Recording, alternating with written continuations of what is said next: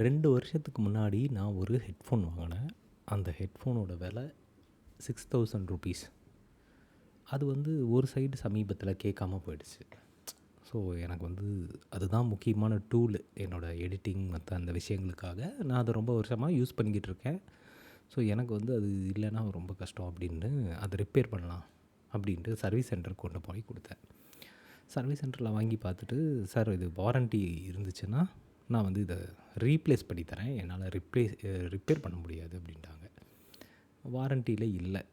அப்போது நான் என்ன சொன்னேன், சார் இது வந்து ரிப்பேர் பண்ணி கொடுங்க, நான் பே பண்ணுறேன் அதுக்கு அப்படின்னு சொன்னப்போ அவங்க வந்து சொன்னாங்க, சார் எங்களுக்கு ரிப்பேர் பண்ணுறதுக்கான ஆப்ஷன் இங்கே இல்லை, நாங்கள் வந்து ரீப்ளேஸ் தான் பண்ணி தர முடியும், அது வாரண்ட்டி இருந்தால் மட்டும்தான், ரிப்பேர்னால் நீங்கள் எங்கேயாவது ரிச்சி ஸ்ட்ரீட்டில் கொடுத்து தான் பண்ணிக்கணும் அப்படின்னாங்க. இது வந்து எனக்கு புரியவே இல்லை. இவங்க வந்து எல்லா பொருட்களுக்கும் சர்வீஸ் பண்ணி கொடுக்கறதுக்காக தான் இந்த சர்வீஸ் சென்டர்ஸ் வச்சுருக்காங்க. ஆனால் ஏன் வந்து இதை ரிப்பேர் பண்ணி தர மாட்டேங்கிறாங்க, இதுக்கு பதிலாக ரீப்ளேஸ்மெண்ட் தரேன், இல்லைன்னா நீங்கள் புதுசு தான் வாங்கிக்கணும் அப்படின்னு என்னை ஃபோர்ஸ் பண்ணுறாங்க. அப்போ இது வந்து எனக்கு ரொம்ப ஆச்சரியமாக இருந்துச்சு. இன்றைக்கி வந்து நான் கடைசியாக அதை கொண்டு போய் ரிச்சி ஸ்ட்ரீட்டில் இருக்கக்கூடிய ஒரு கடையில் கொடுத்து தான் ரிப்பேர் பண்ணுற மாதிரியான ஒரு சூழல் வந்துச்சு. ரிப்பேர் பண்ணுறதை ஏன் இவ்வளோ கடுமையாக டஃப்பாக வச்சுருக்காங்க அப்படிங்கிற கேள்வி வந்து எனக்கு அப்போ எழுந்துச்சு. இது இந்த ஹெட்ஃபோனுக்கு மட்டும் இல்லை, நீங்கள் நல்லா கவனிச்சிங்கன்னா உங்கள் ஃபோனுக்கும் இதே மாதிரி தான் ஆகும். நீங்கள் வந்து எவ்வளோக்கெவ்வளோ ஒரு பொருளை, ஒரு கேஜெட்டை அதிக காலம் வச்சுருக்கீங்களோ அவ்வளோக்கெவ்வளோ அது ரிப்பேர் பண்ண முடியாத ஒரு சூழலை வந்து இன்றைக்கி இந்த நிறுவனங்கள் உருவாக்கிக்கிட்டே இருப்பாங்க. அதுக்கு அவங்க நிறைய காரணங்கள் சொல்லிட்டே இருப்பாங்க. ஸ்பேர் பார்ட்ஸ் கிடைக்காது, இந்த சாஃப்ட்வேர் வந்து இப்போ அப்சலீட் ஆகிடுச்சு, லைசன்சிங் இஷ்யூ இருக்குது, இந்த மாதிரி ஏதோ ஒரு காரணத்தை சொல்லி உங்களுக்கு வந்து ரிப்பேர் பண்ணுறதுக்கான வாய்ப்பை வந்து கொடுக்கவே மாட்டாங்க. அப்போது இது வந்து தவறு இல்லையா? ஒரு கன்சியூமர் ₹6000 ₹10,000 கொடுத்து ஒரு விஷயத்தை வாங்கும்போது அதை ரிப்பேர் பண்ணி யூஸ் பண்ணுறதுக்கான வாய்ப்பை வழங்கணும்ல, அதுக்கான சப்போர்ட்டை வந்து அவங்க கொடுக்கணும்ல. ஏன்னா இதெல்லாம் வந்து ரொம்ப இப்போ ஒரு பைக் மாதிரியோ இல்லை ஒரு பெரிய கேஜெட்ஸ் மாதிரி கிடையாது. இதெல்லாம் சின்ன சின்ன கேஜெட்ஸு. இதை ரிப்பேர் பண்ணுறதுன்றது சர்வீஸ் சென்டரில் இருக்கவங்களால தான் அதை பண்ண முடியும். இதுக்கான ஸ்பேர்ஸுன்றது அந்தந்த நிறுவனங்கள் பார்த்து கொடுத்தா தான் நமக்கு உண்டு. அப்படிப்பட்ட சூழலில் ஒன்றும் இல்லை, எனக்கு வந்து என் ஃபோனில் ஒரு பேட்டரி இஷ்யூ, அந்த பேட்டரி எந்த சர்வீஸ் சென்டர்லேயுமே சென்னையில் இல்லைன்ட்டாங்க. அப்போ நான் வந்து என்ன பண்ணலான்னு கேட்டப்போ, அதை ஆர்டர் பண்ணால் வரதுக்கு 10 நாள் ஆகும், 1 மாதம் ஆகும், நீங்கள் இந்த ஃபோனை வந்து இங்கே கொடுத்துட்டு போயிடுங்க, அப்போ நாங்கள் வந்து வாங்கி அதை மாட்டி வச்சு தருவோம், நீங்கள் வாங்கி வைங்கயா பேட்ரி, நான் வந்து போட்டுக்கிறேன்னு சொன்னால் அப்படி முடியாது, நீங்கள் சர்வீஸுன்னு இங்கே கொடுத்தா தான் நாங்கள் கால் ட்ரேஸ் பண்ணி இதை கொடுப்போம் அப்படின்னு. ரிப்பேர் பண்ணுறதுன்றத ரொம்ப ரொம்ப கஷ்டமான ஒரு ப்ராசஸாக இன்றைக்கி இந்த செல்ஃபோன் நிறுவனங்கள், கேஜெட்ஸ் நிறுவனங்கள் மாற்றி வச்சுருக்காங்க. ஆனால் ரைட் டு ரிப்பேர் அப்படின்னு ஒரு விஷயம் இருக்குது. நம்ம எல்லாருமே பயன்படுத்தக்கூடிய எல்லா கருவிகளையும் ரிப்பேர் பண்ணி கொள்வதற்கான உரிமை அப்படிங்கிறது ஒன்று உலகம் முழுக்க ஒரு முக்கியமான ஒரு உரிமையாக கருதப்படுது. அது பல நாடுகளில் சட்டமாகவும் இருக்குது. இன்றைக்கி நாம் அந்த ரைட் டு ரிப்பேர் பற்றி தான் பேச போகிறோம். நான் உங்கள் மெட்ராஸ் மங்க் அதிஷா. இது நீயே ஒலி பாட்காஸ்ட். இன்றைக்கி நாம் பேச போகிற இந்த டாபிக் ரைட் டு ரிப்பேர்.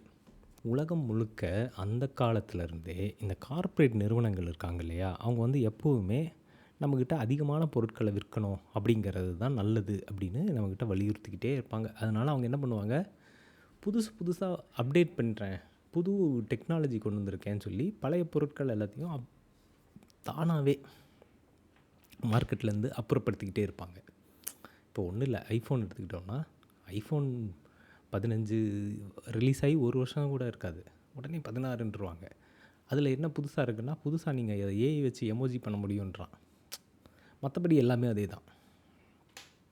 இப்போ OnePlus 13, 14, 15ன்றான்.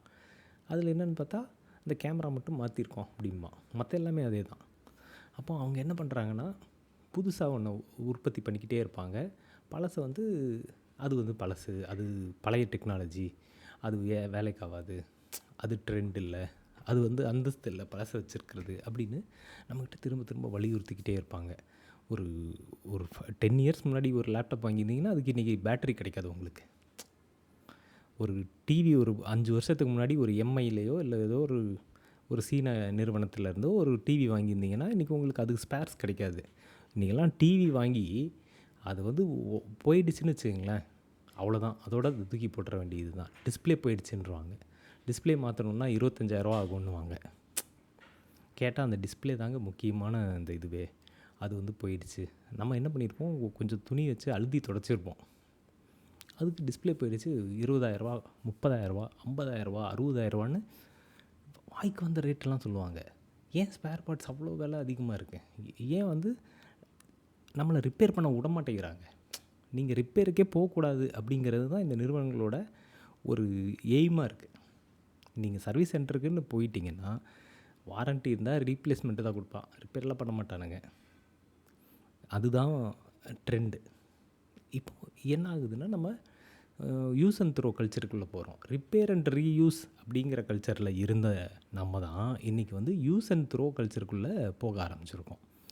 இதை வந்து ரொம்ப ஸ்லோவாக நம்மக்கிட்ட நடத்தியிருக்காங்க. இது வந்து ரொம்ப பல ஆண்டுகளாக கார்ப்பரேட்ஸ் பண்ணிக்கிட்டு இருக்கிற அதே யுத்தி தான்.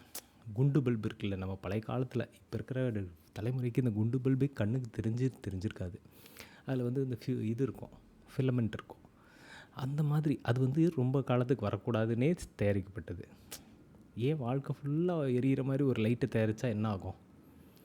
ரொம்ப ஸ்ட்ராங்கான ஃபிலமெண்ட் இருக்கிற லைட்டு தயாரிக்கக்கூடாதா அப்படின்னா, அப்படி தயாரித்தா நீங்கள் பல்பு உற்பத்தி பண்ணிகிட்டே இருக்க முடியாது. ஸோ அதனால் அது தானாகவே அப்சல்யூட் ஆகிற மாதிரி, தானாகவே அது வந்து வீணாக போகிற மாதிரி அந்த பல்புகள் தயாரிக்கப்படுது.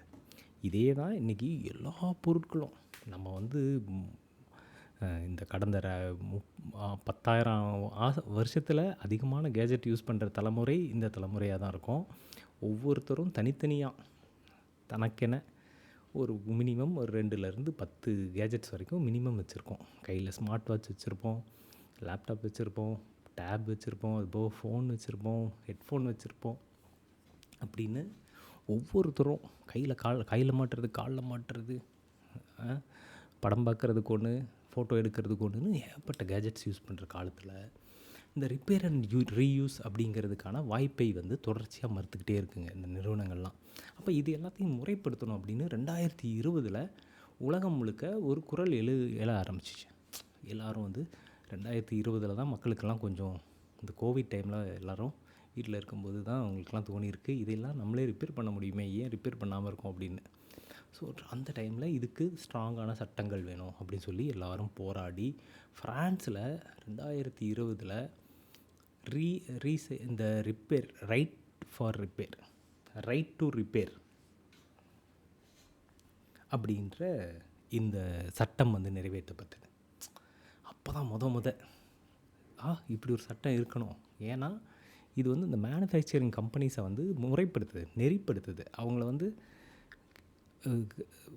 எல்லா மனிதர்களும் ரிப்பேர் பண்ணுறதுக்கான உரிமைகளை கொடுக்கணும். ஒவ்வொரு மேனுஃபேக்சரிங் கம்பெனியும் அதுக்கான வாய்ப்புகளை ஏற்படுத்தி தரணும். அதில் வந்து என்னென்ன விஷயங்கள் இருக்கணும் அப்படின்னு சட்டம் போட்டு அவங்கள கட்டுப்படுத்த ஆரம்பித்தாங்க. இதை பார்த்துட்டு யூஎஸ்லேயும் 2021 இந்த மாதிரி ஒரு சட்டம் கொண்டு வர ஆரம்பித்தாங்க.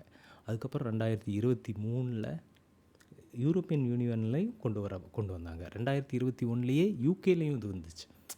அப்போ இந்த மாதிரி சட்டம் வந்து ரொம்ப முக்கியமான ஒன்றா இருக்குது. இன்றைக்கி வரைக்கும் இந்தியாவில் அந்த மாதிரி ஒரு சட்டம் இல்லை. யோசிச்சு பாருங்கள், இந்தியா தான் அதிகபட்ச ஏழைகளும் மிடில் கிளாஸும் வாழ்கிற ஊர். இங்கே தான் அந்த உரிமை வந்து மிக அதிகமாக தேவை.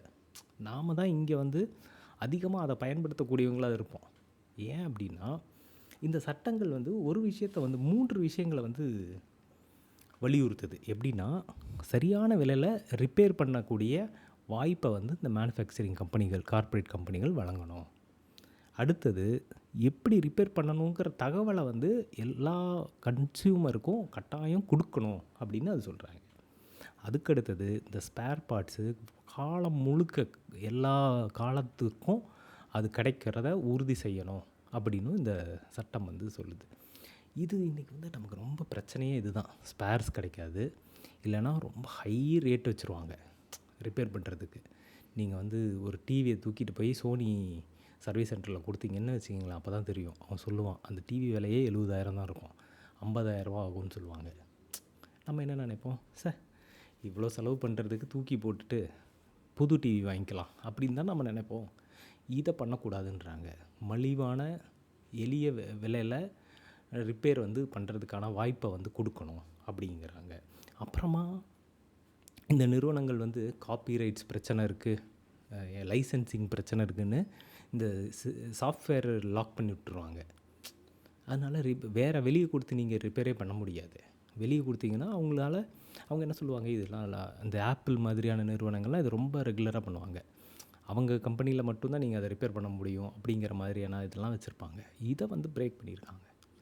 ஆப்பிள் தான் ரிப்பேர் பண்ணணுன்னு அவசியம் இல்லை, நாங்களும் பண்ணுவோம், ஆனால் அதுக்கான இன்ஃபர்மேஷனை கன்சூமர்கிட்ட கொடு அப்படிங்கிறான். அப்போ இது ரொம்ப முக்கியமாக இருக்குது. இந்த மாதிரியான உரிமைகள் வந்து எல்லாருக்கும் கிடைக்கணும் கட்டாயம். அதுவும் இந்தியா மாதிரி நாட்டில் எல்லாருக்கும் கிடைக்கணும். ஏன்னா அந்த காலத்துலலாம் நம்ம எல்லா கேட்ஜெட்ஸும் யூஸ் பண்ணியிருக்கோம். ஒரு ஃபேனை வந்து 15 வருஷம் 20 வருஷம் யூஸ் பண்ணியிருப்போம். ஒரு டேபிள் ஃபேன்லாம் 20 வருஷம் சும்மா அப்படியே ஓடிட்டே கிடந்துட்டுருக்கோம். ஒரு சின்ன ஒரு டிவி இருக்கும், ஒரு சாதாரண டிவி, அந்த டிவி 10 வருஷம் ஓடிட்டு இருந்திருக்கோம்.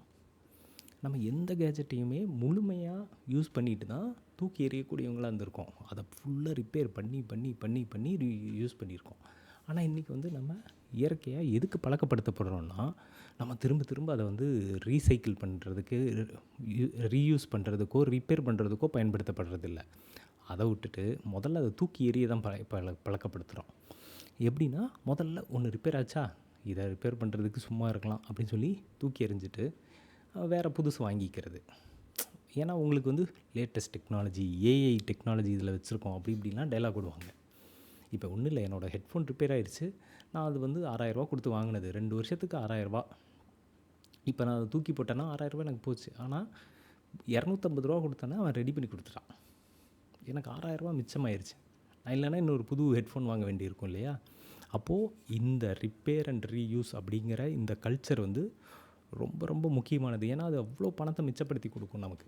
நம்மளை வந்து ஒரு நல்ல கன்சியூமராக வச்சுருக்கோம். அடுத்த தலைமுறைக்கு இதை நம்ம கற்றுக் கொடுக்கணும். நம்ம இன்றைக்கி ரொம்ப மிஸ் பண்ணுறோமா ஒரு முக்கியமான விஷயம் எது தெரியுங்களா? இன்றைக்கி நாம் அடுத்த தலைமுறைக்கு இந்த ரிப்பேர் அண்ட் ரீயூஸை கற்றுக் கொடுக்குறதே இல்லை. அவங்களுக்கு கற்றுக் கொடுக்கணும், அவங்களுக்கு இதை பற்றின விழிப்புணர்வை உண்டாக்கணும், அவங்க கண்ணெதிர்க்க காட்டணும். ஒரு பொருளை ரிப்பேர் பண்ண முடியும் அப்படிங்கிறது. நம்ம இன்றைக்கி எத்தனை பேர் குழந்தைங்களுக்கு வந்து பொருட்கள் ரிப்பேர் பண்ண முடியுன்றது தெரியுது. அவங்களாம் வந்து உலகத்தில் இருக்கிற எல்லா பொருளுமே ஒரே யூஸுக்கு மட்டும்தான் உற்பத்தி செய்யப்படுறதா நினைக்கிறாங்க. அப்படி இல்லை, அது பல முறை உபயோகிக்கக்கூடியது, ரிப்பேர் பண்ணக்கூடியதுன்றதை நம்ம கற்றுக் கொடுக்கணும். அது ரொம்ப முக்கியம். அரசு வந்து மற்ற நாடுகள்லாம் கொண்டு வந்திருக்கிற இந்த ரைட் டு ரிப்பேர் அப்படிங்கிற இந்த வாய்ப்பை வந்து இந்த சட்டமாக்கி எல்லாருக்கும் வழங்கணும். அது ரொம்ப ரொம்ப முக்கியம். அது ஏன்னா சுற்றுச்சூழலுக்கு ரொம்ப நல்லது. இல்லைனா எவ்வளோ மாசுபாடு, எவ்வளோ குப்பை, சீர்கேடு யோசிச்சு பாருங்கள். இது எல்லாத்தையும் அது வந்து தடுக்கும். ஸோ இந்த ரைட் டு ரிப்பேர் அப்படிங்கிற அந்த சட்டம் வந்து கொண்டு வரப்படணும். நம்ம வந்து ரிப்பேர் அண்ட் ரீயூஸ் அப்படிங்கிற கல்ச்சருக்கு மாற ஆரம்பிக்கணும். அதுக்கு இந்த மேனுஃபேக்சரிங் கம்பெனிஸ் வந்து கொஞ்சம் உதவ ஆரம்பிக்கணும். ஸோ இதுதான் இன்றைக்கி நான் உங்களோட பேசணும்னு நினச்ச டாபிக். நாளைக்கு மீண்டும் வேறு ஒரு நல்ல டாப்பிக்கோடு உங்கள் எல்லாரையும் சந்திக்கிறேன். அதுவரை உங்களிடமிருந்து விடைபெறுவது உங்கள் மெட்ராஸ் மாங்காதிஷா. இது நீயே ஒலி பாட்காஸ்ட்.